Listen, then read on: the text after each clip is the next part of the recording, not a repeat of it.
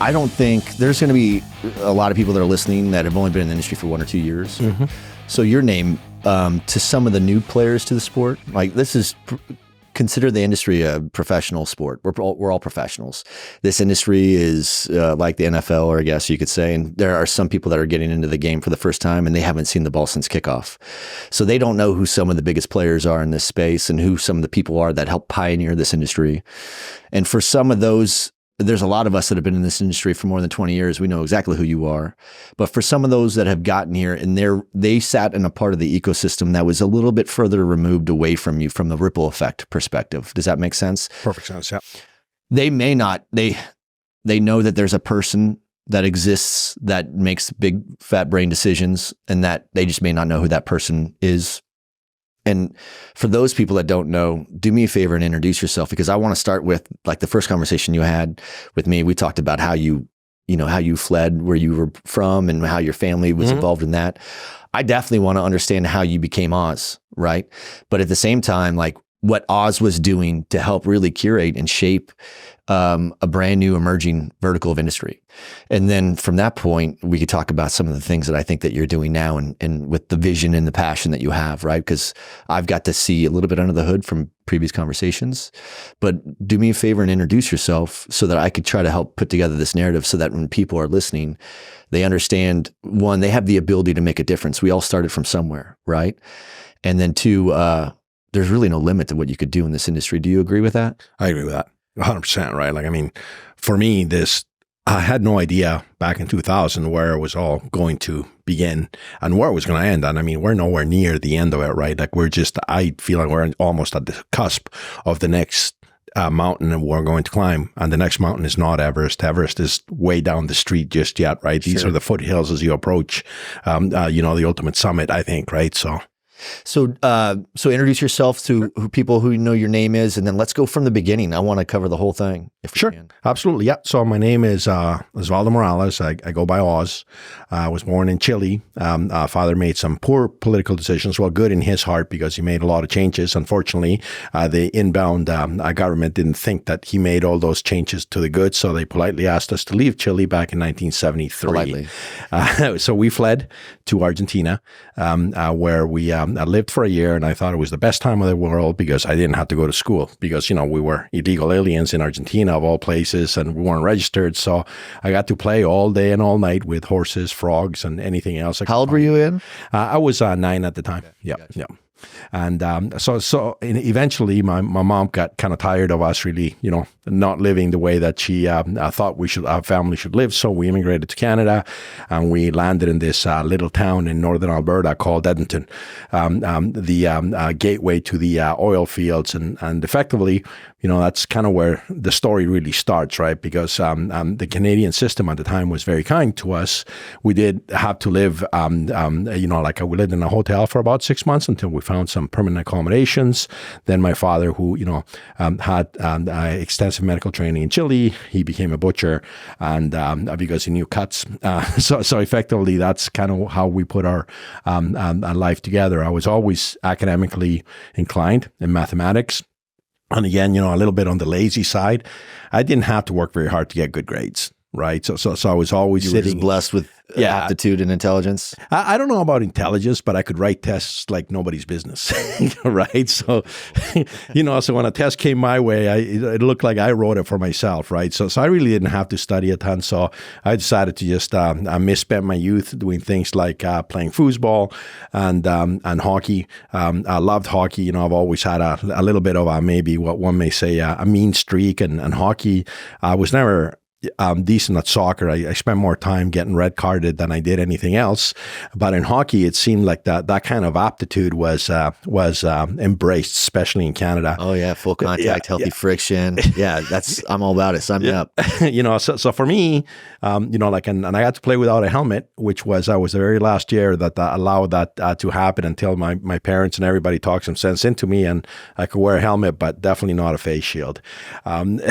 Old school. It was. Hockey in Canada is not the same as hockey in the United States. The young blood leagues and all that stuff, like they have, well, I mean, we're in Texas. Texas is, they born and breed people just for football, seems like here, right? But in Canada, at every level, there's so many different levels of hockey that it's so intense, so intensely competitive there, huh? It is super competitive, very expensive too, right? And, you know, for me, that's always like money was always an issue growing up, right? Because, you know, as a family of three, I have two sisters, my mom and dad, they were both hardworking. So we had to make ends meet with whatever we had, right? And eventually, you know, and it probably leads to the story of, you know, where that kind of led us collectively, because you had to make do with what you had, right? So for example, right, like I was a school crossing guard, and the only reason I did it was because you would get 2 sticks for the for every semester that you actually help the crossing guards. So for me, those sticks were like gold. So I would get up every morning and go help the crossing guards. I'd deliver my newspapers, the Edmonton Sun, at 4:30 in the morning, and that's all money that I piled away going to towards hockey and sticks, which were very important. Okay, got you. My slap shots sucked, but my wrist shot was really good. Why? Because wrist shots didn't break sticks, slap shots did.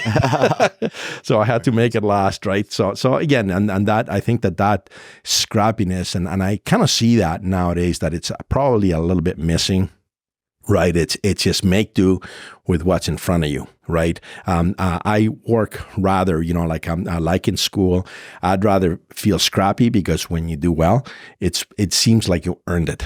Right. So instead of it being offered to you like unlimited funds, or, you know, like pay for faster deliveries, or assume that you're going to do things a little bit better because, you know, you pour more money into it. That's not always the case. I worked in the oil field, and that was the case in the oil field. Just pay more to get faster. But, you know, the ROI, return on investment, was right there in front of you, right? So if you could get oil to your loading terminals quicker, you're making money quicker, right? And yeah. Well, let's back up real quick, because, well, first of all, I'm looking forward to, we were introduced from Alfonso Portillo, right? Alfonso at Google, an amazing human being, just one of the best people you'll ever meet. But his passion was he created a whole lot of data.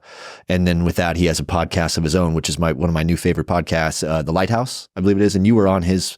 Correct. And by the time that this one hits the street, I bet you Alfonso's will also hit the street. And I know that you went into your background there as well. But for those, I still want there, even if there's redundancy, you know, a little bit of overlap, I want to go back to, you know, you played hockey because that's the law in Canada, right? You have to. Yeah. And, but were you, so you were an athlete, were you a mathlete, you said a little bit? I mean, from early age, you had the aptitude, you just were able to take tests. When did you start pushing yourself? Because you got into mechanical engineering, is that Correct. what you're, Yep. okay. And you're PE, and did you get your? Yep. And I've got a master's in electrical engineering. Okay. So I think for some people that are listening, tell us, because you started in oil and gas because of the nature of society or the community that you grew up in that country. But walk us through how you put yourself through the younger ages. You know, in high school, you played hockey. You were probably obviously part of the chess club, I'm guessing, maybe, or something No, like that. no, I was always limited by time, right? So track and hockey, like track and field, 400 and 800 meters, and hockey were always my go-to sports, right? And offered scholarships in both, as well as grants and stuff, right? So for me, athletics was kind of like the getaway from school, and school was just, you know, I never had any problems at school. I couldn't wait to get out, but I also had a lot of fun while I was in it, right? And I always, you know, like an aptitude for mathematics and being curious, right? Like I always wanted to know how things worked, right? To the point that, you know, you hear this often in many, like I'm nowhere near the likes of the Bill Gates and the Jeff Bezoses, but, you know, there seems to be a common thread across all the folks that have made a little bit of a difference in their industry, and that's their curiousness. For me, my parents, you know, I remember the younger ages, 5, 6 years old, would not leave tools around, because if they left the tool around, You were going to tinker? they knew I was going to take it and I was going to open something up. Like, you know, like one day my dad walked in and I had fully disassembled, I was 7 years old, and I had fully disassembled a big old vacuum a tube TV that I was pertaining to. I wanted to see how those images were being generated on that screen, right? So there goes that TV, because I could never Were you put working it on it when it was plugged in still? No. I was smart enough to unplug stuff, right?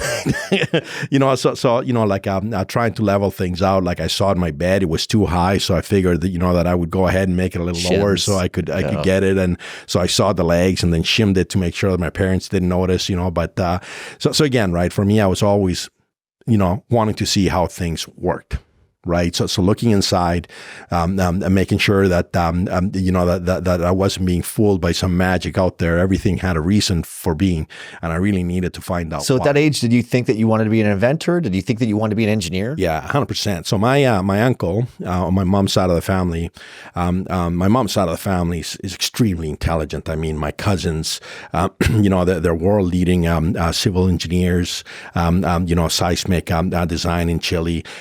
Every single cousin that I have is extremely educated, right? Oh, really? They're all PhDs, masters, own like giant companies. My uncle used to leave money in his engineering books, like American dollars, right? So he just randomly put it in there. So whenever we had any kind of event at his home, I'd run straight to his office and I'd start reading his books. Oh, right. So he had money in there as like an Easter egg? 3, 4, 5. Yeah, it was like an Easter egg, right? I was 3, 4, 5 years old, right? What would end up happening is I would eventually find that money, but through it, I read those books again, right? Like before I could tell the time when I was 2 years old, I could, I could do math problems coming into kindergarten, right? So this is all from the learning nest that I was put in to grow up. I always knew I wanted to be an engineer, right? Like always, I couldn't think of doing anything else but being an engineer, right? Like from day one, right? From the day that I opened that book, I just found the formulas, I found the designs, I found building things, just incredible. Was there anything in particular that you gravitated to that you wanted to be an engineer on? Like, hey, I want to build a rocket, or I want to build a spaceship, or I want to build cars. Okay, and that's where like even Bilotti, he started with very interested in cars, right? So,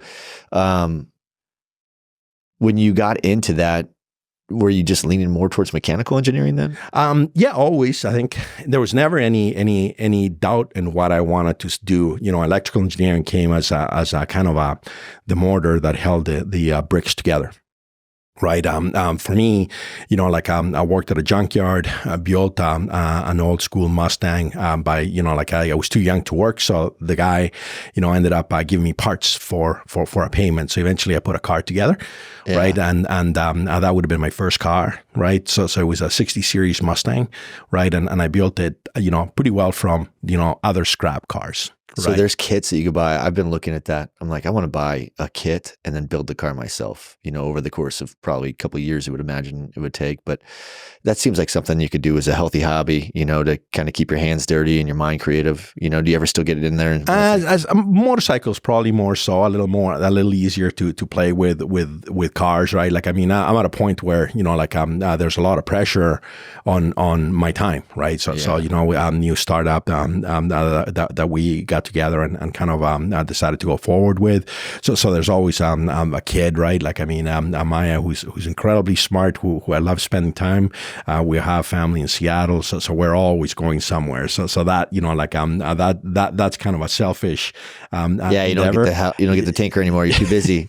I get that too. Hopefully, I'll find a path. But when you graduated high school, you knew that you were technically gifted, and you were just really creative. It sounds like really curious, right? And that lends itself to an engineering type of background. Where did you go to school? University of Alberta, and then Delaware for my master's. So across both countries there. So U of A. When I got into university, my thought was always that I would end up in Detroit, working for Ford, hopefully in their engine design division. Right. Really? So cool. all my work was slated towards internal combustion engines.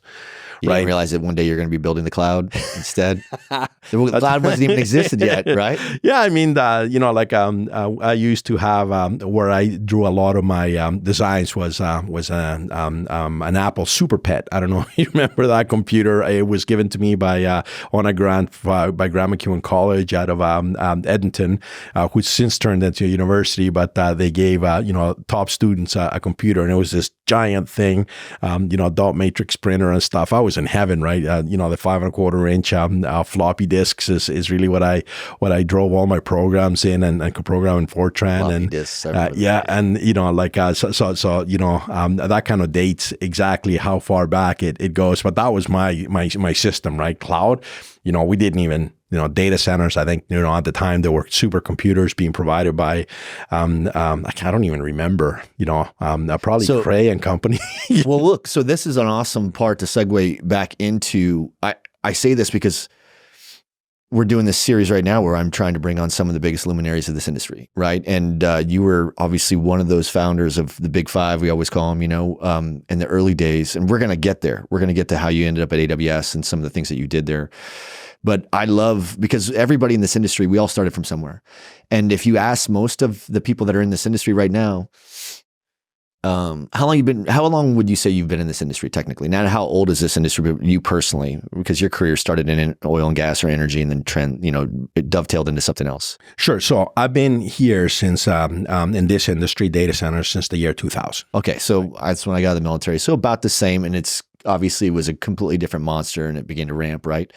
But, I want people to understand where the industry came from, right? So the genesis behind this is I want people to understand where the industry started from, right? And then where your personal journey, where Christian's personal journey, and there's other big leaders of industry that are coming in to do this podcast. They're going to talk about their journey in this industry as well. And I want people to understand that we all started from somewhere, right? And it's really your curiosity and your creativity that allowed you to discover this industry. You just kept kind of as an outlier trying to figure out how to tinker with more exciting things, it sounds like. But I want people to realize that anybody could, with the right level of grit and a relentless drive to try to pursue things or discover things that are exciting to them and find creative ways to get to solutions that support the growth of that industry, you could do anything. And that's really what your narrative has been, or the way that I followed your story is, here's a person that was learning a lot as you went. Remember, I was talking to you when we were walking down the hallway and I'm like, you didn't have an Oz. Like we have an Oz to call, right? So there are people that call you all the time. I'm sure like, hey man, I'm looking at a flux capacitor here and I want, what I'm saying, whatever it is, but you'll have some input for them. You were downrange, you early adopters of this industry as you guys were moving from other verticals of industry closer to what is now mission critical data center focused. Like I want to see the arc on how you went from energy to that. And I want people to understand like, hey, if I'm outside of the industry right now, I could pick up and bring value to this industry and plug into a part of this industry and bring value from day one, minute one, right? Because that's what this industry is lacking, is creative talent, right? More leaders with courage. It doesn't lack genius and intelligence by any means. We have plenty of really, really smart people in this industry. So when you got into oil and gas, were you happy? I was. It was, I've been blessed, right? I've had the opportunity, I've been put, and I don't know how that, if somebody is just kind of looking over my shoulder and say, hey, turn right here, but everything else tells you to turn left. It's like, no, turn right. and you do. It's an outlier, right? You turn right and all of a sudden it's like, oh my goodness, right? I never thought that by turning right, I'd execute on these options. So I was happy. I got out of school, my competitive hockey days were quickly becoming over, and I knew I had to de-skill. Did you ever want to go pro? Were you one of those guys? I did. I was too small. I'm 5'8", 200 pounds, so I can knock people around even at my age right now. I'm 10 to 58, right? I can still hold on. I can win. 75% of my face-offs. I can play a mean. Still play. You get ice. Yeah. Okay. Ice and roller. All right. Cool. Good for you. So I can still command respect when I decide that needs to go that route. With that being said, I focused on what I wanted to do, and I had a job, and that was going to be where I was going to make an impact, right? So I worked for a company called Interferential Pipelines and Bridge Pipelines that eventually became seconded to many places in the world: Colombia, Brazil, Mexico, West Asia, Sudan. Spent time in all those places, Middle East, right? And every the way I make a successful, or the way in my mind I drive to a successful day, is if I've learned something every day that I'm alive, right? So at the end of the day today, I hope to have learned something. Like already I'm learning just by sitting here talking to you, right? So today at 10 o'clock, I will have had a successful day, and everything beyond that is gravy. right? And every day, right, I go back and I take my few minutes, between waiting for the Edmonton Oilers to play and whatever else may be on the agenda. I take the 2 minutes, a quiet time, and I just do a quick inventory of what transpired the day and where I learned, and then I stop and then I continue on with the day with a loving companion. How did you learn that discipline or that habit cycle? Where did you develop that from? I think it was, like in the oil field and the places that we worked. Sometimes, like you were remanded to, in Colombia, we were in there in the mid 90s, and Pablo Escobar had perished in 1993, and the country was, a problem, right? Like there was a lot of crime going on. So when you were, when you went out to the oil fields, you were sitting inside barricaded facility, right? So often often our helicopter would get shot at. There were old Bell 212s, so twin Hueys. They were all armored on the inside. They'd come in at 14,000 feet and drop into oil fields at the last minute to prevent any kind of, RPGs from hitting you or taking that was the work. That was the work environment you started with. Yeah, I mean, it was just exciting, right? That's mission critical. That's mission critical. That's just it's not measured on downtime; it's mortality, right? But that's mission critical. And so for us, given that we're in the pipeline division too, right? Like, I mean, you haven't seen anything until you've seen a 48-inch pipeline rupture going to, from whatever, 500 PSI to, 14.7 PSI, which is atmospheric pressure, over 3 seconds. Like the environmental damage behind that, it is, I mean, it is gut-wrenching, right? And, so that kind of drove saying, if we mess up, it's a big deal. Yeah, people do get hurt. And I took that and I said, from going from the oil field, and I used to tell my folks initially that I worked with, it's like, you know what? The only life that you put at risk is yours here. So you have to be smart, because all these health and safety, everything that you designed for, no one protects you except you. Right. And here, if you mess up, the person that you may hurt is you, but nobody else. In the oil field, when you mess up, you will take yourself and everybody around you out with you, right? And there was an instance like just west of Edson. It's in Edmonton. It's way west of Edmonton, Alberta. There was we were at a recovery pipeline oil recovery system, and there was a high degree of hydrogen sulfide. Now, hydrogen sulfide is colorless and odorless, and it kills you like immediately. So we had one electrician go down, and then we had 2 electricians come in because it was their friend to go in and try to pull them out. And they also went down, right? Because they hadn't put in. So those are the kind of like immediate. I mean, it was immediate. It was so fast. I'd say it was a minute from beginning to end of the event. Really? And that was it. 3 people down, like just like that. Did they all die? They all died. That's horrible. And that's the industry that you started your career in. Correct. And how long were you in that industry for? I was in it 13 years. So that's a long time to be in a high pressure environment industry that was still, it sounds like, now although that industry is very mature, it's still emerging in new markets and, new countries. And then when it happens, it becomes almost like a new venture, right? Where there's greater risks. 100%. People, generally, I think people are better educated today than back in the day, right? And I think it's the access to information because of, you can become a Google engineer, as I call them, right? Where you can just about Google anything. And now ChatGPT, it's even worse, right? Because you can get, you can take your bachelor's and make it into a master's just with ChatGPT. I mean, it is scary what it can do, right? Like, I mean, I was, an example, I was at my daughter's, her school, and they asked me, I was always busy. So we had a day where we're going to look at universities and stuff. And they gave me a problem. And I was on the phone. I had my iPad and I had my laptop always connected to 1,000 devices. And those close to me will say, yeah, he always, he should have an iPad holder in his right hand because that's all, I took a picture of her problem, ran it through the ChatGPT, and it gave me the answer in, 30 milliseconds. Really? Right. And worked out the answer, right? Like, I mean, it had the full work schedule. And I thought, how do you under these conditions? I took a picture of a problem, I ran it through. And then you have to type like with this image, I'm trying to figure out what the right replacement would be for something? Or I had to do nothing. You just sent the picture and said, how do I fix this? Yeah. Damn. Well, how did you look after all of that? And you were in that industry for 13 years, and that's a high stress, high risk environment, right? How did you get into our industry? Good friend of mine, Kirk, who is still at AWS, I knew him forever. University, like we're not as close now. We haven't talked for a bit, but he moved on from the oil industry and went to this little startup called Amazon. Right. And how long ago was this probably? That was in 1998 when he wow. started. So for 2 years, he tried to get me to work for him as a project manager. Kirk and I have an interesting history because whatever job he left, I got. Right. So he was, manager of SCADA systems, fire control and data acquisition system. He's super smart.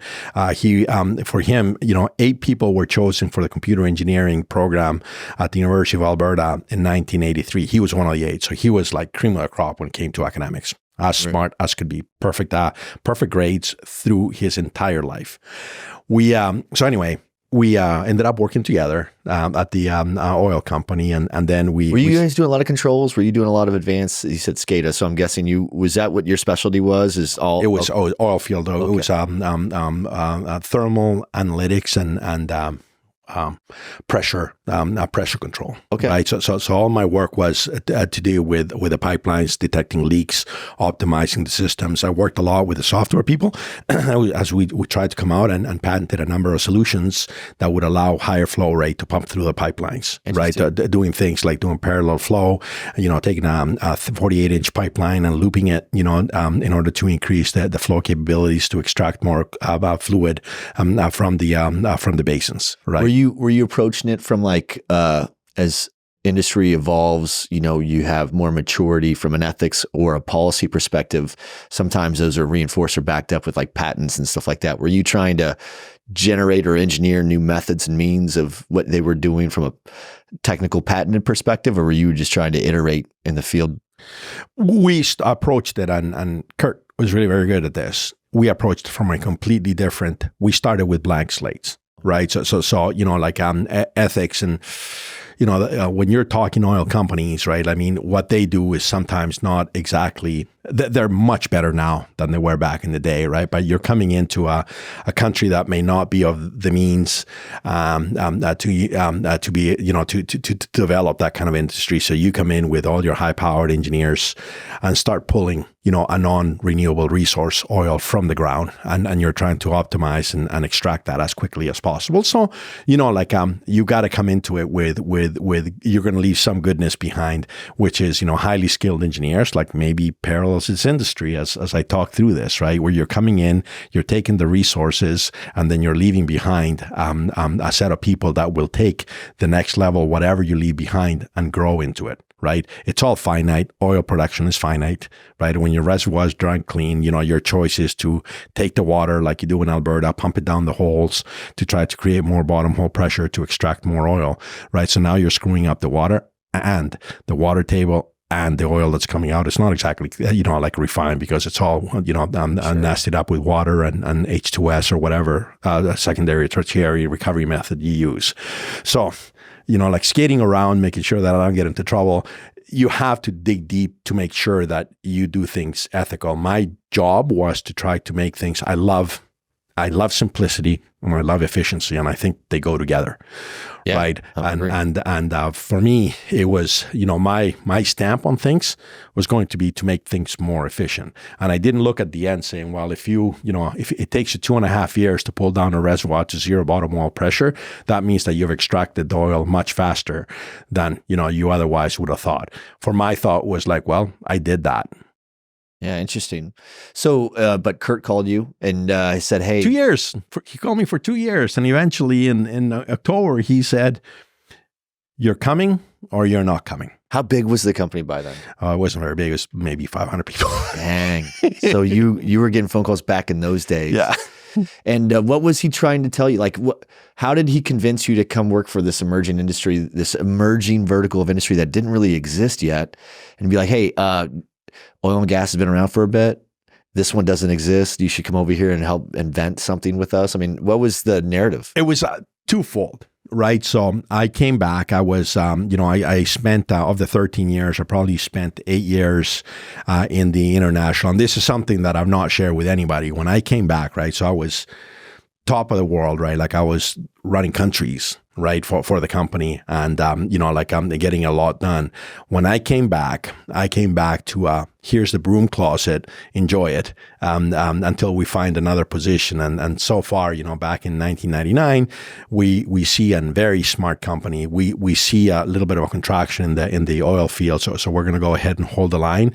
We're not going to expand internationally. So do what you want. So I could do my job in the first hour of the day, and then have the next 7 hours to myself. And I could have done that probably until today. It wasn't my role, right? So eventually when the opportunity chose itself, I was just back, supervising nothing on an engineering team that didn't exist, right? Really not doing an awful lot. And I spoke to my supervisor at the time, and I said, listen, there's a position in Toronto. They had just bought a gas company running the entire distribution operation in Toronto for this company. I want it. And he says, well, we don't think you're worthy of it. And I said, okay, that's fine. That works for me. I'm out.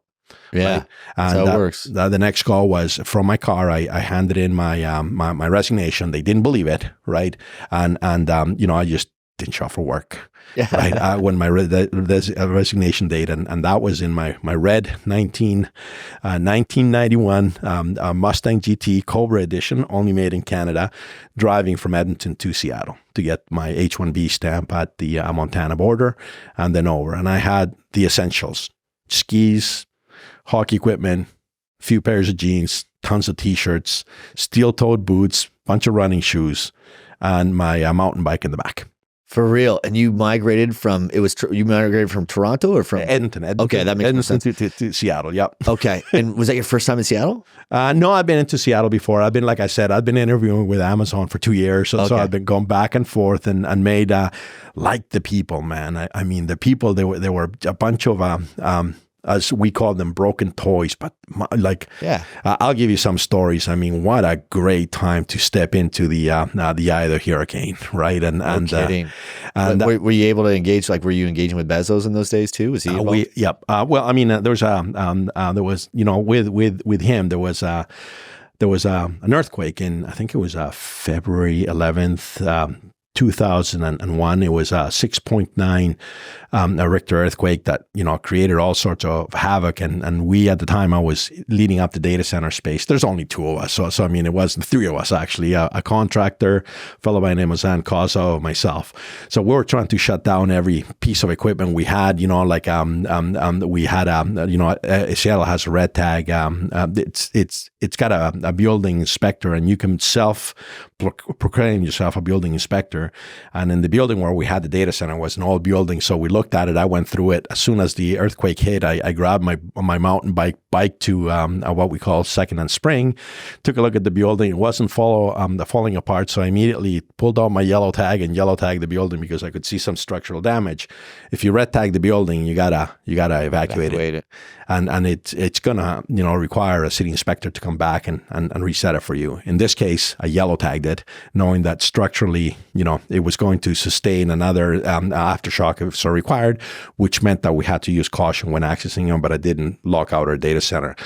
Went back to PacMed, Pacific Medical Building, where Amazon's head offices were at, and we started shutting down the MDF, the main distribution frames. And it was just San and I running from floor to floor, logging into equipment and taking it down. For real? For real. Because there's water running down the walls, because with the water tower broke at the top of the building. That makes more sense. I'm like, what? So in those days, what was the capacity footprint? What did the topology look like to support Amazon in those days? Was it megawatts? Was it multiple buildings? 2 megawatts. Okay, but still, that was a lot back in those days. Remember? Now you pick your teeth with that. But yeah. I mean, that was big time. So hold on. So you end up after a couple of years, your buddy Kurt, is that his name? Kurt, and you finally migrate to Seattle. I keep interrupting you because I'm fascinated by people's stories, and I apologize. But when you get there, he goes, "Hey, listen, you're in charge of engineering and it's infrastructure engineering, I guess. They didn't even probably call them data centers back in those days. What do they call it? Data closet? I don't know. What were they calling it? They called them data closets, but it was actually even beyond that, right? So one of the things that I came in as a project manager. What year did you get there? 2000? 2000, yeah. Okay. So I came as a project manager and I started picking up and what we do is, a fellow by the name of Quentin Shea, like one of the smartest human beings that walks this earth.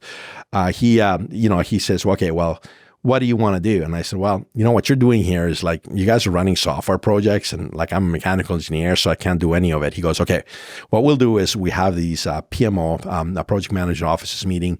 Go to the first one, right? The first day, the first couple of days I started and you tell me what you think, right? So I went in and there was all these projects. Everybody wanted the sexy projects. Right. And those are the projects that, all the software launches and stuff. So I took a look. It's like, well, no one wants to do like cell phone launches. No one wants to do like customer service integration. So I took all what they seem to be the garbage projects. Right. So I just picked them all up. I waited till the end. All these orphan projects were put on the table. I took them all. Right. And started working on them. And it turns out that all these orphan projects, cell phone integration became a big deal. Customer service consolidation became a big deal because it's a big money saver. E-commerce. Yeah. So effectively all these projects suddenly rose up and they show just a enormous ROI. Sure. Right. So suddenly I was put in the spotlight and, one of the VPs at the time went in and they said, oh my God, like you've been here for 3 months and you made a little bit of an impact and we have this space that needs a lot, that we're spending a lot of money and something this industry. And I mentioned this to Alfonso as well, that gives me a little bit of the, the hilly willies is the amount of awards that this industry gives itself. And it's the same people in what I call the award circuit, patting themselves in the back, telling everybody how great they are. Well, we had a little bit of that at Amazon with this. I went into, our data centers in Virginia, but I came in and they had this incredibly complex, very creative, but super complex pneumatic damper system. Right. So effectively pneumatic, you've got pipes everywhere. You got pressure pipes. You've got lots of places to fail. Tons of places to fail. And that's exactly what he did. There's leaks all over the place. It didn't work the way it was supposed to. You got these giant pressurized tanks. Right. So I ripped it all out. Right. And so was that your MO? Because I do remember that people were like, Oz, like when they speak of you, it's in reverence, but it was that you were a disruptive change agent in everything that you touched. Like it was like, kind of like this clean slate that you were talking about. You're like, hey, let's just, I don't care how you guys were doing it. That doesn't make sense. Let's figure out how to do it right, starting from beginning to now. Is that about right? Yes, but I guess that is my reputation. It's not but an abrasive thing. That's not a negative thing. That is what pioneers do. That's what change agents do. I respect what was like. I tell another good friend of mine, Shelton Gregory, right? Like it's like respect what was there, but don't because that's the way we always did it. Correct, right? Respect what was there. You always have to respect because to get to here, you have to start. And you said, right, you've got to start from somewhere, and just completely digressing. Mark Messier, right? Everybody knows him. He willed 3 goals into New Jersey when he eliminated him and eventually went to win the Rangers' only Stanley Cup in like 56 years. They asked him, they said, what about your formative years in Edmonton? Because he played for the Edmonton Oilers right beside, Wayne Gretzky. He said, everybody has to come from somewhere. Yeah. Right. And that goes, those are pretty simple words, but really true when you dig into them. Right. So you got to respect how you got here. You cannot say, the pioneers were wrong. At the time, it was the absolute right path to get to where you are today. But that doesn't have to form the basis of what you need to do tomorrow to get to a better place. Well, that mindset allowed you to really take hold of something during a really transformative era of this industry in 2000, right? Because in most cases, the data center was a cost center for most companies, and you guys were figuring out ways to turn it into a profit center. And that was a huge paradigm shift. Do you agree? Where I would love to hear the genesis, because I'll tell you a story that I've been told, and this could be bullshit, right? And maybe you're someone that could help me understand this. And Snowhorn, maybe even, I did a podcast with Josh Snowhorn. I'm sure you know him. I know him. Yep. Amazing guy, lots of energy, very infectious, in fact, and he put out a ton of data on energy, and we're doing a big deep dive on energy right now. But he had talked about how, the cloud was really a combination of a bunch of additional stranded capacity on an infrastructure backplane that no one was using, and they decided to repurpose it during cloud bursting demands or whatever they were calling that type of aggregate demand at that time. And then that's what turned into a product within itself, and then that product was easier to be adopted than those that were like, technology iterates so fast. And the reason why I don't support kids going to college today in IT, because by the time they graduate 4 years later, every ounce of IT they started learning in their freshman year is now obsolete by the time they graduate. The concept from a business construct is probably more important to understand how things are going to continuously evolve and iterate. I mean, think about this. You started in 2000, which was actually the beginning of the fourth industrial revolution, right? Which went all the way to 2020, where we just kicked off, and we are now in the beginning of the fifth industrial revolution. Lots of changes between the fourth, the fifth, and the third, right? So I would love to hear, like, if you got to Amazon and at the time it was, you guys were really building products to support yourself in your own business, and then it became a huge product that the world, like, I would love to, maybe that's a bullshit narrative, how you guys didn't have a whole bunch of extra capacity that you built for yourselves and started selling it or co-locating it or whatever you were doing. But how did it arrive to the magnitude? Because AWS quickly became the largest cloud provider in the world, and you were riding the stick, building all the capacity that needed to support that pent up demand, right?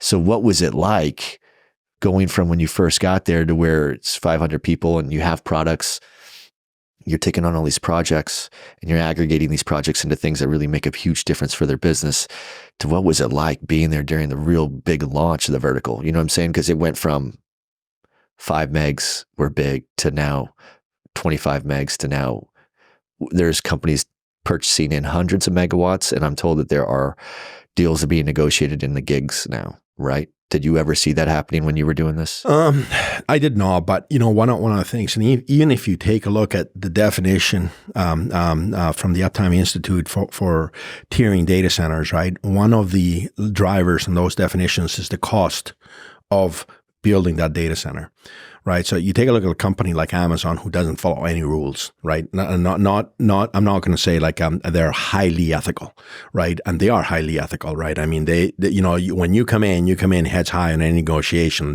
They will take your soul if you allow them to, but it's your fault for allowing them to, right? So but that's that's what you're coming into table with.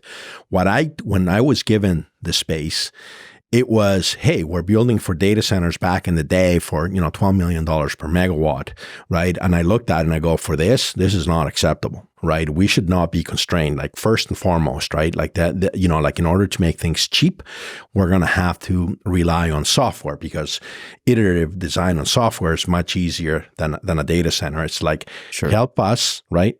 Help us.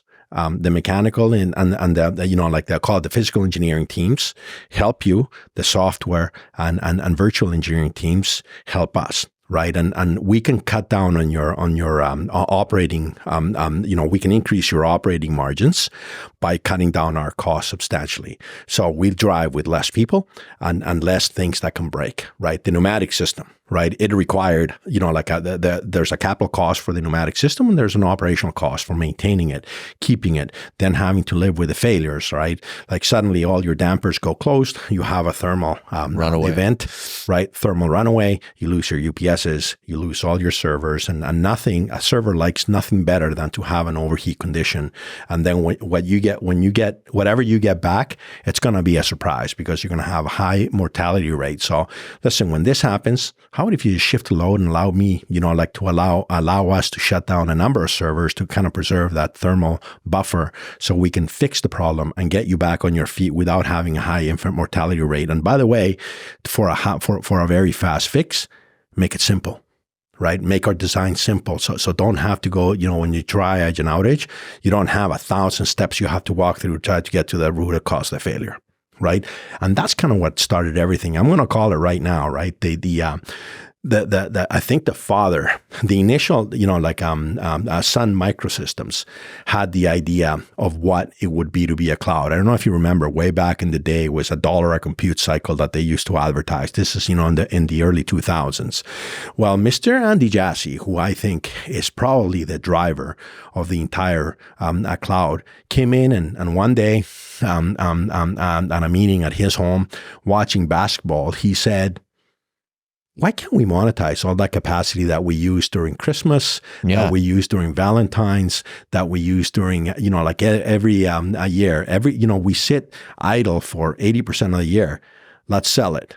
And that's how AWS started. So let's pause on that, because that's it. That's the genesis, right? Where does the birth of the cloud come from? And that's the conversation. And I want people to listen to this podcast for that. That's the money. Because to paint a different construct and tell me if I'm painting with too broad of a stroke here. You knew that you had an e-commerce business that was a pioneer in e-commerce, right? And there would be massive demand for compute capacity during the shopping season. And then that would spike high during that window. So that meant that you had to have enough backplane capacity on your MEP infrastructure to support those spikes of demand. And then when that spike would drop, the other 80% of the time, when that capacity would still be there, and it wasn't generating as much revenue from you because there wasn't the shopping season, you were trying to figure out a way to repurpose that capacity and monetize that. And that's the birth of cloud. That's it. That's what kids in 5 years from now are going to be listening to when they're listening to MBA classes, because there will be a time, Oz, where data centers will be a mainstream industry and kids will be going to school, still studying, legal or business or finance or HR or whatever, but they're doing it with the intent of being in this industry from day one, minute one. They're not just doing it and being like, I don't know what I'm going to stumble into. You're an engineer. You had no idea you were going to be one day helping pioneer and build the sky for the cloud or the cloud itself, right? And I want people to understand that that's how new this industry is. And you just explained the story of the genesis behind it. It's really important that people understand the history, don't you think? It was during March Madness, right? It was during college basketball that this occurred. Really? Right? So it was like, what's happening to, what year was this, do you think? 2001? 2000, and it would have been 2005 or 6. Okay. Yeah. So by then, you guys had already got a handle on some standardization on your own data centers. Sounds like you had some in Virginia, some in Seattle. Well, we pioneered, a good friend of mine, and everybody says, how come you and Mike, always Mike Zamora, moved together, right? And we're kind of a brothers born from different mothers with a defensive, everything goes back to hockey. That's what my lovely companion says, right? Sometimes you've got two defensemen that play really well together. And then one defenseman thinks is like, you know what, I'm better than this set. So I'm going to go skate somewhere else and make more money and make an impact. And so all of a sudden the defenseman's still good, but they're not the killer pair that they were together. No matter how good they are individually, they're not as good as they are when they're together. It's the pass, right? It's the pass that you leave behind that the other defenseman just instinctively knows that they're going to pick it up and drive it in because they're going to know what your next move is, right? So to separate, they're very good. Together, they're unstoppable, right? And that's the way I kind of see us, right? So with in this industry, right? When this occurred in 2005, 2006, we had some real problems. And if you start digging through our patents, you're going to see a lot of the patents that we filed together, right? Was because we're attacking real world problems. In this case, it was Amazon decided to start deploying fulfillment centers very quickly, right? And the key to Amazon's highly automated fulfillment centers is what they called an MDF, which is a common industry term, which is main distribution frame, right? Main distribution frame is a telecom term. Effectively, it's telephone outpost network. Yeah, it's where you hold your network for your telecom. So we started building these things in shipping containers where we'd go ahead arrange them, because there was also another, like a little mini modular data center kit that you would ship out to distribution centers and just plug in and be like, that's your IT capacity for this. Get out. So that you were kind of doing an edge style deployment to your cloud deployments for distribution. Interesting. Where did that idea come from? Speed, oil field, right? Remember, Just needed stuff fast. Mike worked for Genie Lifts. I worked for the oil field. I knew everything we did was modular because we had to bring everything in already pre-assembled. You wouldn't survive 2 minutes if you had to build these things. Like somebody the other day asked me, how is it working in the jungle? I said, well, 40, 45, 47 degrees Celsius at 80, 90% humidity was horrible. You just never stopped sweating day or night. Yeah. Right. So for us, getting everything done in a warehouse, which was nicely static, cool, quality control environment. You could eat off the floor if things fell on it, right? Versus in the jungle, that if something hit the floor, it would be full of ants within a millisecond. So what we did is we started building these things and deploying them. So if you see the first few patents, they're all designed with cooling. The cooling patents will go ahead and track back to the data center removal of the pneumatic systems, where we come up with a pressure control system using subfloor pressure to drive the air handling units. And then the modular data center patents came because we were launching the fulfillment centers at scale with those modules, right? And so this is one of those cool podcasts. It's like a Guy Ritchie movie, it'll bounce back and forth in certain little parts. So follow me if you can around the horn. Around that same time, there's other players that are emerging, and there are a few companies that were representing 80% of the market spend. And what those companies were doing were really dictating what everybody else was doing, not just from an enterprise basis, because they were going to, why go reinvent fire when the largest enterprises that had the biggest challenge with regards to scale, speed and scale was the number one challenges, right? With quality, I'm sure, is quality and safety, but there's groups that were just not plagiarizing, but they were taking a page out of your playbook, I'm sure, because why would they go reinvent fire? But there were operators that were trying to solve for that too, because back in the day, was Amazon outsourcing into this to like digital, or I don't know who some of the pioneers were in the early days that you may have gone to, but was it you were building your own capacity? Were you guys using outside wholesale operators for partnerships? Was it a little bit of everything? Was it just, I need power, I need it, whoever can do it faster, us or them? Or yeah, I think speed has never been a constraint for me. Really? Right. Like, and the reason for that is you can get things done, right? Like I'll walk away from a negotiation if I know that we're either taking it to the cleaners cost or speed wise, I'll walk away. So we used a combination, right? So, Equinix was our first partner, where we launched Equinix at the time. If you go back to 2003, when we started expanding our N+1, where N need is 2 for data center deployment, back in the early 2000s, 2002, 2003, Equinix was not in a good place. They've invested a bunch of money. There was a bunch of stock callback. I believe they had a reversed 36-1 stock callback back in those days. So they were ripe for the picking. Oh. Picked we did. Okay. Right. So we tied up a bunch of capacity in their data centers. And at the time, I think it was like $800 per 10 kVA rack position. So do the math on that. Right? That was all in? All in. Oh, wow. The good old days. Well, we at the time we didn't have money, but we did have money. We're being very frugal with the money. That's something that Amazon drives into you from day one. It's like we tried to incorporate this at Microsoft a little bit, and it didn't go over well, which is every dollar has an owner, right? And that was from Jerry Hunter, another person I absolutely worship, right? And he was adamant about making sure that like every dollar had an owner. So if you went and asked for $1, you needed to have like justification. Yeah, to make a business case to justify what you were going to get or how you were going to get a return on it.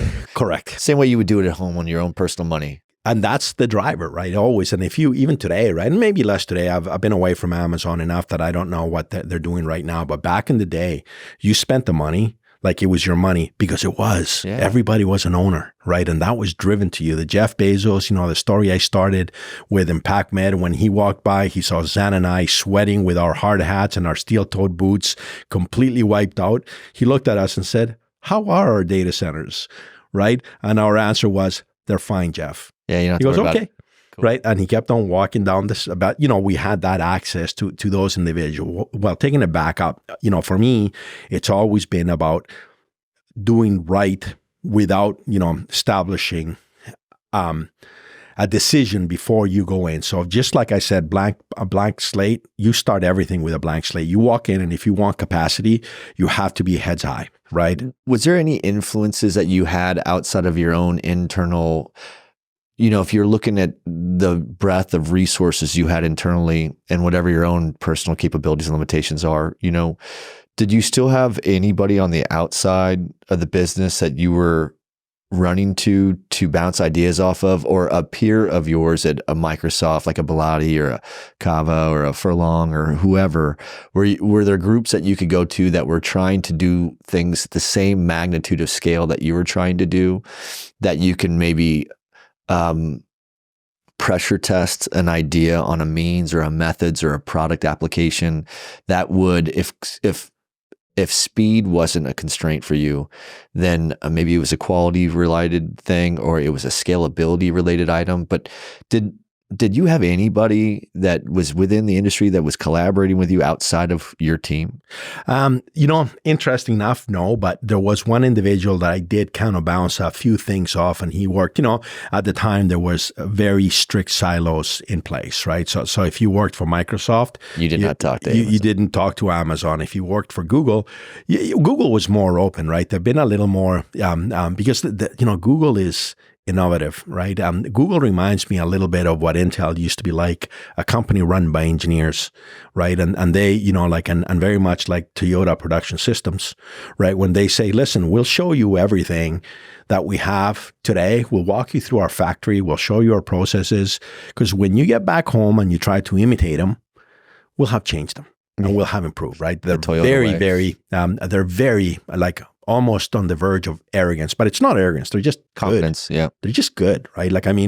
And that's actually what I'd like to show off, right? I'll show you what I'm doing today, but I know that, if we collaborate, we may make it better. But if you go and try to replicate me, I will have changed it enough that and also execution, right? Because you got to have the team behind you to be able to build on these things. I've never had a ton of resources around me. Right. Well, I want to pause because I want people to appreciate, like you just mentioned something, and I forget the name of the guy that you mentioned who was the person that you were watching March Madness with that was like, Andrew Jassy, CEO of Amazon. Really? Is he the guy there now still? Okay. He's the CEO for all of Amazon. He took over Jeff Bezos. Okay. So that is a huge nugget of intel where people that are in this industry that are learning, there's people that are in this industry and they get it. And there's others that are in this industry and the light bulb hasn't come on yet. They just are learning, and that's okay. We all started from somewhere. Those that are getting it, like they will start pulling at the threads to try to understand where did this all start and how did we get to where we're at? Because those linear trends help us understand where we're going, right? And for you, I want to put it into context for those that are listening. Imagine pioneers are the ones that, sail to the new country and then burn the ships and say there's no going back, right? And history is written on those that succeeded, but there's a lot that failed in that pursuit of greatness, right?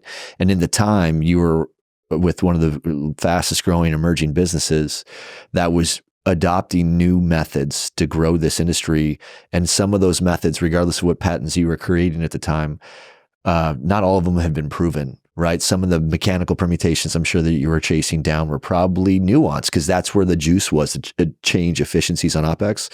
But I'm saying, I think it's really important for people to realize what we take for granted now as a standard was never once a standard, right? It was, let's try this and let's try this and let's try this. And as you were doing this, because it is iterative, right? How we crawl, walk, run in this industry.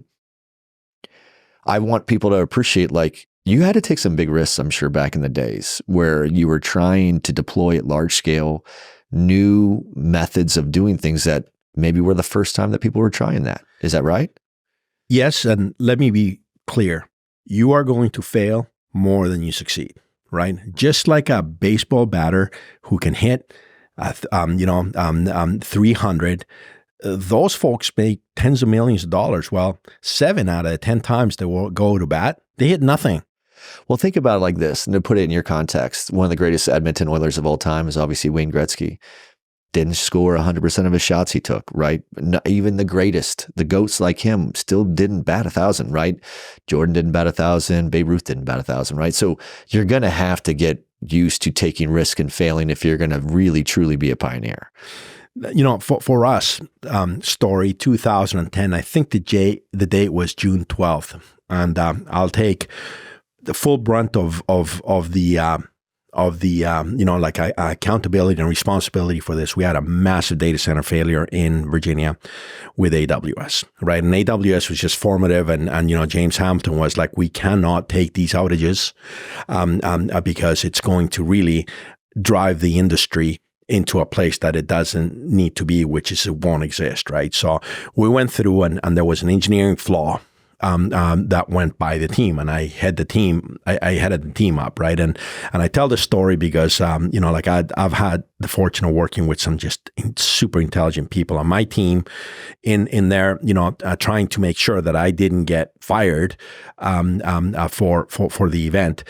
Did all they could to try to put responsibility of the event on somebody else, and they provided me with just a ton of data that I was going to present to the outage folks, which included, the Charlie Bells, the Bezoses, the Andy Jassis. I mean, these are big wig, DeSantis's big wig in the industry, right? And what the team didn't know that I'd already written my resignation letter because I had to take responsibility for the event. Sure. If it was in my team, I was the ultimate leader of that team, and no matter how much, and they worked through weekends to try to put together a story. And smart people always put together a smart story. So they gave me the data. I went through the data, and I said, "Yeah, this is great. Thanks. I'll present it on Wednesday." Wednesday came around. I had a pile of papers. Amazon is a reading, writing culture. Everything is thoughts put on paper, which is brilliant, not a PowerPoint. So I took it all and put it in the trash, right? And then when I had to present, it's like, this is all on us. We missed. Yeah, the design was wrong from the jump, and you fixed it. And that's how you learn. You have to fall on your face. And I said, so this is. There's nothing to discuss here. We're fixing it. Here's our schedule for making sure, because it was design flaw that percolated through our entire global facilities. This is the schedule of fixing it. This is what it'll cost. This is the amount of time that we'll spend. You're allowed to be wrong sometimes. And obviously they didn't sack you, it sounds like. No, well, they didn't. I sat down with Jerry and Andy and said, hey, listen, this is my bad after the meeting. Here's my resignation. I'm sorry. And what'd they say? They said, you broke it, you fixed it. Okay. Right? You broke it, you fixed it. They took that resignation letter, ripped it, put it in the garbage, and said, come back to us when it's done. Okay, cool. I mean, that actually is a huge part about culture. I always tell people, I'm like, you got to be inspired by what you're doing. And I do believe it's not, the difference between a manager and a leader is a leader typically inspires, right? They have the ability to inspire others to do better, right? And you're going to have moments where you're just going to have major setbacks. And I say that for us to be able to maximize the output and productivity of people on our team, they have to be inspired, but they have to feel safe from failure, right? And safe to ask questions. And if you can do those two things and they could go home fulfilled every day, then you've achieved a healthy culture that maximizes output and productivity. Do you feel that that's something that you were able to achieve? I believe so, right? And as you mentioned, right? Clearly, you've done homework on me. I'm not someone that is going to be adored by everybody, right? And most leaders are polarizing, and I don't know any that haven't pioneered this industry that haven't stepped on a few toes along the way, and myself included, right? So you're going to be disruptive as you're a change agent. There's no apologies necessary for that stuff. And we talked about that the first time we talked. I'm like, listen. You could talk to 10 people about Kirk O'Fell, and 5 of them will love me and 5 of them will hate me. It's the same for Oz. It's the same for, there are other people that 9 out of 10 people are going to love him, like Christian Bellotti. He's a different kind of monster than people. Everybody's a little bit different, and that's okay. Don't you agree? Yeah, no, absolutely, right. And I think my teams, right, I hope that, the one thing that they can say is I'm transparent. Where you're sitting every minute that you're sitting in front of me. I think that's something that people have always admired and respected. You always know where you stand with Oz. That's the first part that people are like, how is it? They're like, you always know where you stand with it. But that's a good thing. I believe it is. I like that.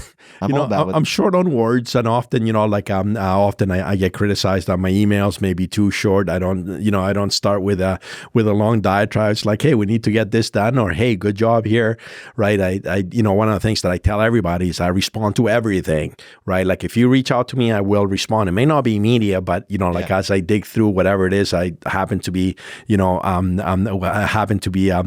circling on at that time. But so for me, so the teams, I think the teams appreciate the directness mostly, right? And it's a two-way street. You need to be direct with me. You're not going to hurt my feelings. If you tell me I suck, it's like, okay, well, great, thanks. I suck. Can you tell me why?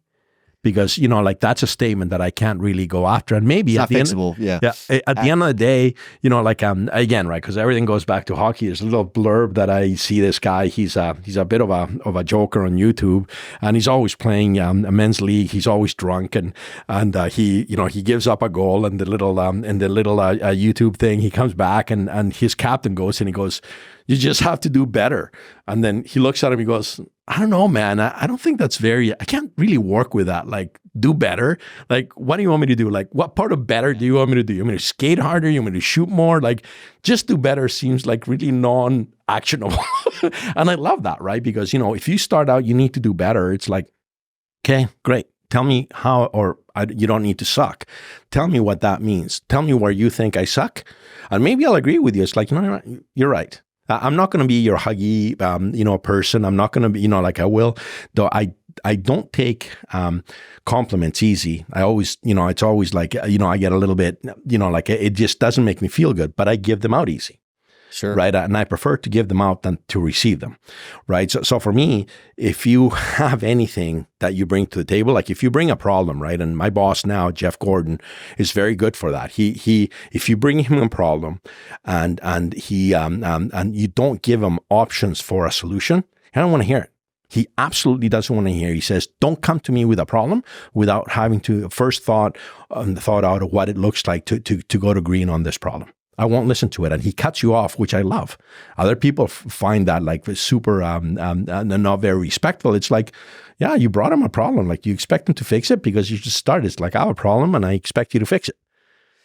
Listen, one of the things that I think I saw from the outside looking in is I didn't see Amazon as a cult. I definitely saw it as a closed loop where it seemed like a very, the people that worked there, they were the least prevalent at conferences. They were just grinding. They weren't out. Like conferences are boondoggles, but there's a lot of value in the networking aspect. The social dynamic, I think, is really important to network with your peers and colleagues. And I do think that as long as you have the right content, not what's going on in this industry and how people are doing things, but if you focus with leaders talking about why changes are taking place, then everybody else could fall within orbit of that why, right? Their means and methods or their what's and hows will align themselves to why the industry is changing. People like you were there was probably times where no one was probably building as much or as fast as you guys were for a little bit of time there, I'm imagining, right? Until some of the other ones, then it became a big race, like an arms race of data centers between you and the other larger hyperscales. But tell me about some of the things that were externally and internally motivating to you and where you guys were going to collect growth capital. When I say growth capital, I don't mean from finance. I mean, what were you doing to evolve and learn during the time to stay on the top of your game so that as you're in charge of leading this huge development of AWS cloud data center capacity, what were you doing? Where were you drawing your information from? Where were you getting information for validation so you weren't making changes or making bad designs that put, things at risk? Where were you going to get educated? Interesting enough, I think the education, we didn't go to conferences, and I still don't go to conferences. You're coming to mine. Yeah, I did because you guys reached out, right? I've attended one conference in the past 10 years, right? And that was just with Digital Realty because I wanted to push some innovation that we were driving forward. And that was the only reason. And then I just found that, like a little uncomfortable. And to me, Amazon was kind of the perfect animal because it didn't, it didn't fawn over you if you were going to conferences. Like during one of my promotions at Microsoft's, like how many conferences have I attended? Well, that's going to be a problem because number 0, if this is going to be like going to take me to the next step, it's not happening, and I'm not just built like that. So to me, Amazon was a good place. We actually did a lot of it, and we tried to not, this is going to sound weird, but we didn't want to be biased. Right. So, and we missed some opportunities in maybe not seeking out. Like we always looked up to the Googles because of their commitment to, sustainability. Everything that they did, they really did. I mean, they, like even now, right, they do something, they go in, feet first, right? Like what's innovative? Well, they've kind of gone through and in the industry, a thought is that they're going to a 480 volt distribution flat across the data center floor. Well, how does that help? Well, that helps, like one of the issues that you're going to have is 277 volt to neutral, phase to neutral current, which means that all your power supplies are going to have to be good for at least 300 volt in all those servers. Well, that's super smart. Why? Well, it's an incremental cost on the power supplies, but it takes an entire layer of distribution out of your data center floor, which is all your PDUs. They go out the door. So now you have 480 volt distribution for your servers and all your mechanical electrical equipment. That's it. So you need, standardization. You standardize and you flatten a topology that people have been struggling for years. So you were kind of paying attention and keeping notes from other groups. Was it? We were what we could get from the public domain. Okay. And I would imagine some of that comes from the ecosystem because like today I have an owner's rep business, a construction management, project management group. And we also have a GC side. We get to work with a lot of different groups. So we don't go in to one operator and tell them what the other operator is doing, but sometimes they'll ask us, if they ask us if we have any ideas, we're not going to stand there and watch a group hurt themselves or do something that's going to be outdated or limit them as soon as they're done delivering that product without letting them know, hey, there may be another way. Like instead of some steel, maybe you should use an FRP model or, there's certain things that we would try to introduce to pollinate the industry almost.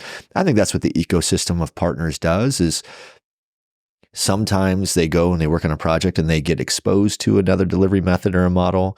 And then when they go to another client, sometimes the people are like, hey, can you do this? And they're like, yeah. They're not changing the secret sauce that is unique for another group, but they do sometimes try to help each other grow and evolve. And that's where I was going is like, where were you getting this? You can't do it all in a silo by yourselves. If the cult of Amazon, which is a strong team that it has the massive amount of horsepower, it's been demonstrated and proven based on what they've produced and put on the board. If they're not relying on partners to help educate them, then who are they learning from, right? Because we get to learn. There's people that are going to listen to this podcast and learn from you, just like they did from Christians, which hit the street, right? And the other people that will be following. There's got to be a platform for learning, right? And that's what I was asking you in the very beginning. I was like, hey, who was downrange for you to call when you hit a rock? When I think, again, right? Like we absorb and. When we hire, and it goes, you need to take it back a step because it's the people that you surround yourself with, right? And the people that I've always surrounded myself with, that I've worked with, that I've worked for, have always been, I don't work well when one of my leaders is not curious and it's not somewhat risk-taking. Yeah. Right? Go and buy colocation space until there's no more colocation space. Well, that's not a good play. It's safe. It's a safe play because, colocation providers will do whatever it takes to deliver your capacity. They'll charge you for it. And if you've got, infinite funds, you'll pay for it. So to me, that's not a solution, right? So I've never worked well for leaders that are not innovative and that don't understand how I operate as well, which we may hit the wall at 200 miles an hour in some of the things that I put forward, but you've got to take a look at that as a learning experience and make sure you can't be afraid of that and not do it again, right? Like if you do it again and again and again, then you should be like, oh, because you're clearly not learning. With that being said, we absorbed, the people that I surrounded me were all curious. So they absorbed everything, right? So if there was a problem on the table, right, and I didn't, micromanage where and how they got the information, they just needed to come back with the answer. Never provide a problem like Jeff Gordon without having an answer right behind it. So what what they would do is what I assumed without having to dictate it is what I would do is I would start absorbing every article, every piece of a public disclosure that was out there to see, because remember, right, some of these things can lead to patents. Sure. Right. And if you take a look at a lot of the patents that we generated were to solve real world problems tomorrow. Some of them were being solved already when we set the patent up to make sure we had, patent or trademark protection in the things that we're doing. So you have to be careful when you are reaching across the industry, to the, at the time Christian Bellotti was with Microsoft or Joseph Kawa or his people at Google. Because if you go ahead and you extract and even by accident, you put something that you discuss with them on a patent, that's a problem. Yeah, for right? sure. So you actually kind of have to have a silo in the things that you do, but you need to be cognizant in what you're doing with the industry, and that is one of the major reasons why Amazon doesn't throw their people out or didn't in the past at conferences, because they were solving problems that were unique to Amazon that could be replicated by other providers out there, like Walmart distribution, or now look at Timo taking Amazon to the cleaners and Walmart and everybody, like a small Chinese company that, has taken all the lessons learned last mile distribution and is applying to their thing. And suddenly, 15% growth in the US over the last year. Interesting. Right. So we would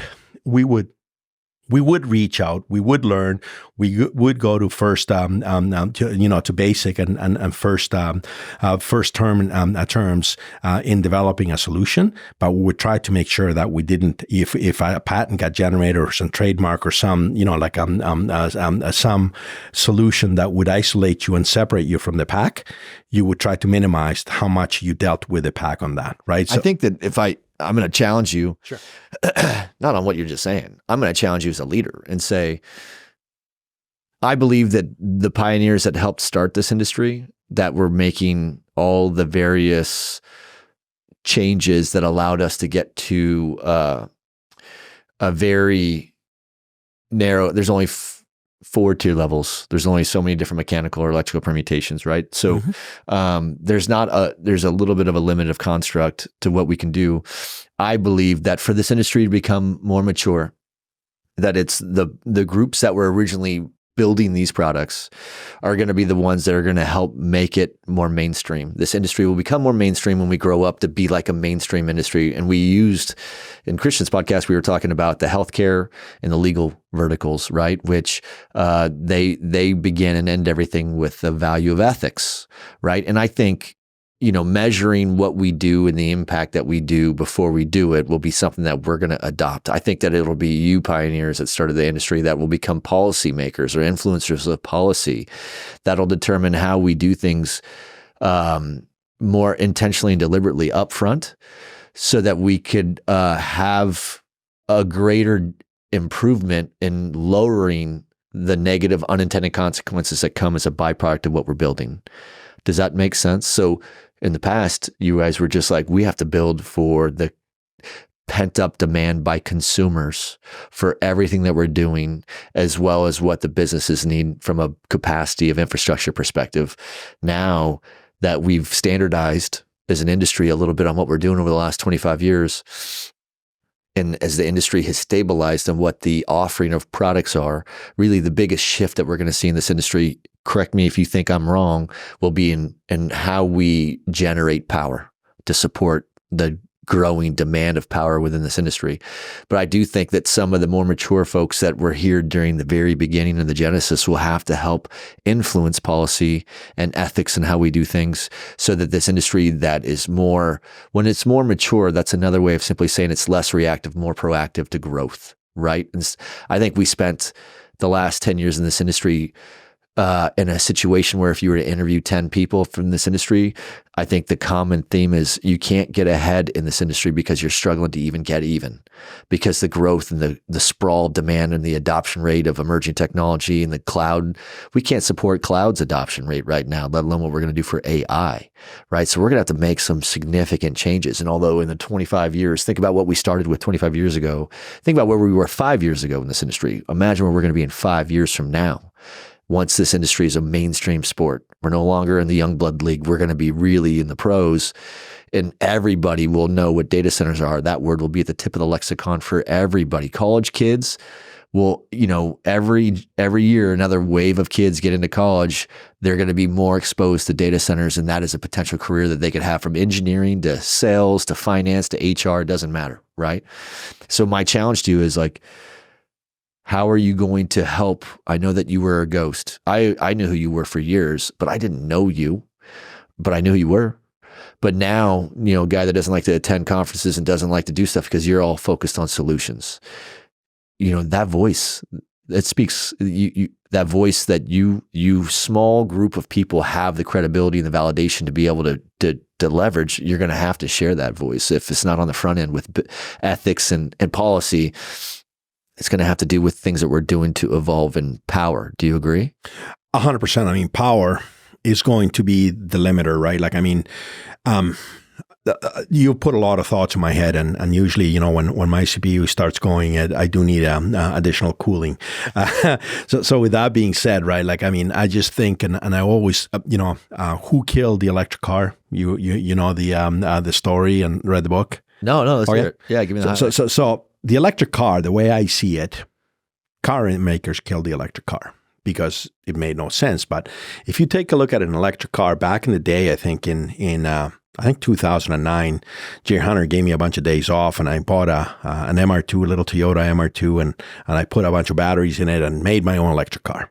Right? Of course you did. The thing was hit and miss on its reliability, but of course, but I had an engine, the reason I chose the MR2, mid-engine vehicle. I knew that, I could put a lot of loading in the middle of the car, thus the batteries. We didn't have like super high,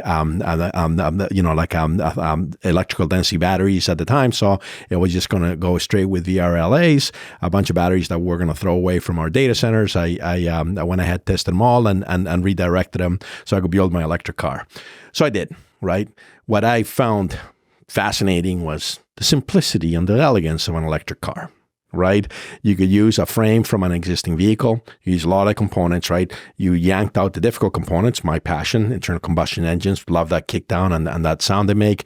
The transmission was built in, and the simplicity of it.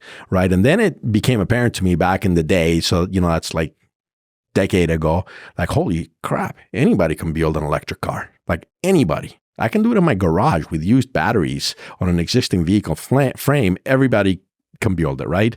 So, 2013, 2023 now, right? 24 comes along, and you got multiple electric car manufacturers because it's so easy. But along the way, something that absolutely and there's an end to this story, right?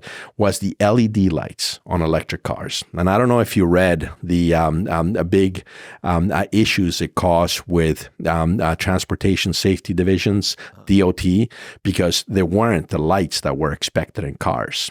Right. Okay. So suddenly that became a big stopping force for like, do LEDs make sense? LEDs absolutely make sense. Sure. Low power, right? Massive longevity.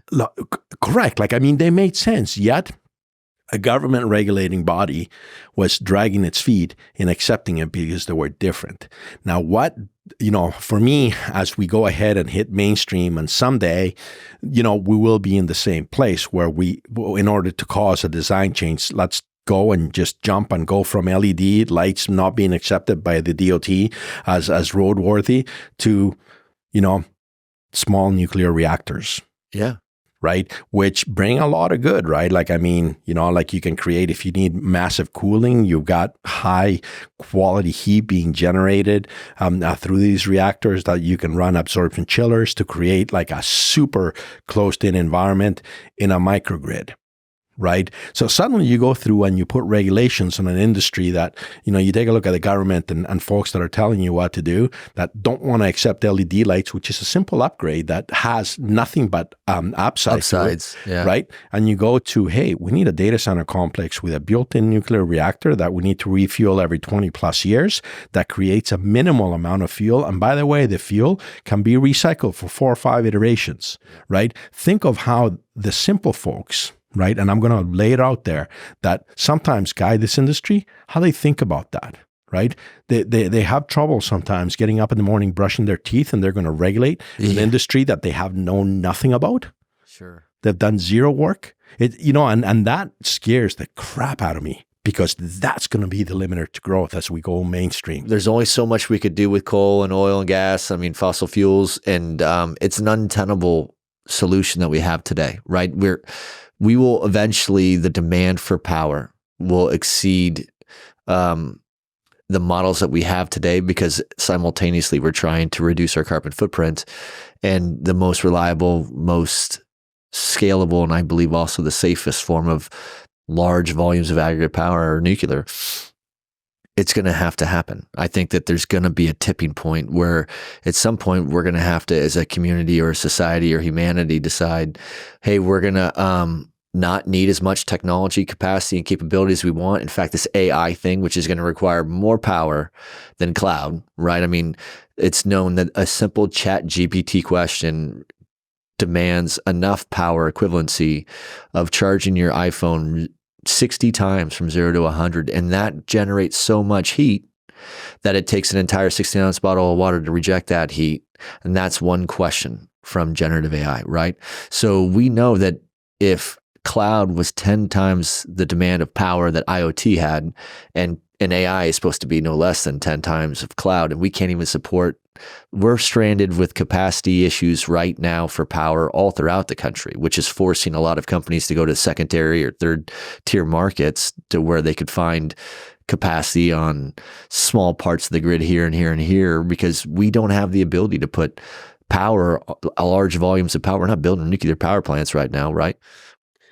The power, and you're right? Like, I mean, where this is taps out will be the acquisition of power. But, like we go after these we overly simplify complicated solutions, because power is not just the generation of power, it's the distribution of power, right? And I think the biggest issue here, like the most exposed component, is those high voltage distribution grids we have in this country, right? And there, there are a lot of them, and there will be more of them, right? Like I believe 21% of the carbon generation created is with the generation of power, and we're going opposite to what, so we've got things like, ASHRAE TC 9.9, right? Telling you that you need to operate your facilities at 25 degrees C, but wait a minute, my NVIDIA GPU tells me I can take that GPU up to 85 degrees C. So I've got a 60 degree delta that I can make up, right? And as we start thinking about the solutions, again, blank slate solutions, like for me, take and try to heat up try to reuse that heated air as much as possible. Take me as close to 85 degrees C as humanly possible. Sure, it's not going to be, it's not going to be good for humans in that environment, but, hopefully we design things to the point where we don't need humans to operate in that environment, and we just let the servers take care of themselves. Yeah. With that being said, you've got these massive power grids, you've got massive disruptions. The war in, like the war in Ukraine turned Europe inside out, and once they could no longer rely on the carbon fuel resources being provided to them from Russia, right? We need to do things different. We need to open up our minds. Those high distribution grids are a gigantic point for availability out there. Things like a lightning storm, which have been getting stronger. When they strike, like if you start going through and do a Pareto of all these data center outages, you will realize that the majority of them have natural, natural, like a grid strike, lightning strike on a substation, lightning strike on these giant conductors that you have decided to spread all over the country, right? Also from if you wanted to go in a terrorism type of vein, you've got these. How do you protect thousands and thousands of miles of exposed cables providing you, the blood to your infrastructure? No joke.